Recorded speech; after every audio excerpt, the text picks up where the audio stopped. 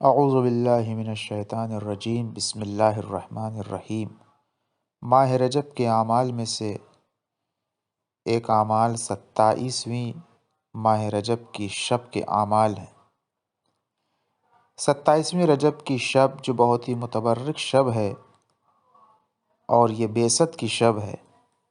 حضرت امام محمد تقی علیہ الصلاۃ والسلام سے روایت ہے کہ آپ نے فرمایا کہ رجب میں ایک رات ایسی ہے کہ جو ہر اس چیز سے بہتر ہے کہ جس پر آفتاب چمکتا ہے، اور وہ 27ویں ماہ رجب کی شب ہے کہ جس کی صبح میں نبی کریم مبعوث ہوئے۔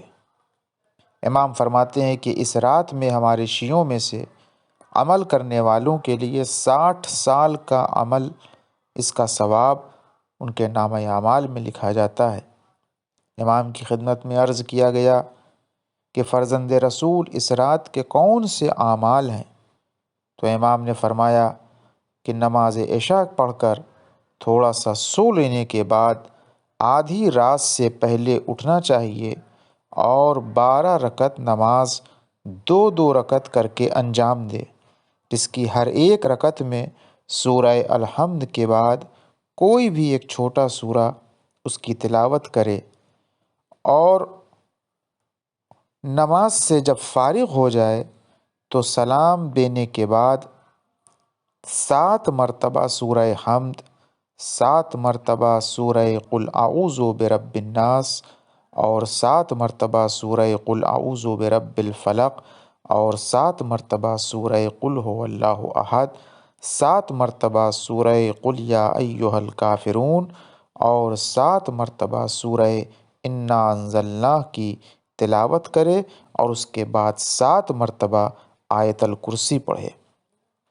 پھر ان تمام چیزوں کے انجام دینے کے بعد اس دعا کی تلاوت کرے: الحمدللہ الذی لم یتخذ ولدا ولم یکن لہ شریک فی الملک ولم یکن لہ ولی من الذل وکبرہ تکبیرا، اللہم انی اسألک بمعاقد عزک علی ارکان عرشک ومنتہی الرحمت من کتابک وبسمک الاعظم الاعظم الاعظم وذکرک الاعلی الاعلی الاعلی وبکلماتک التامات ان تصلی علی محمد وآلہ وان تفعل بی ما انت اہل۔ پھر اس کے بعد اپنی حاجت طلب کرے، اور اس شب میں غسل کرنا بھی مستحب قرار دیا گیا ہے۔ پھر اس کے بعد حضرت امیر المومنین کی زیارت پڑھے جو کتابوں میں ذکر ہے۔ وعجل فرجہم مولانا صاحب الزمان۔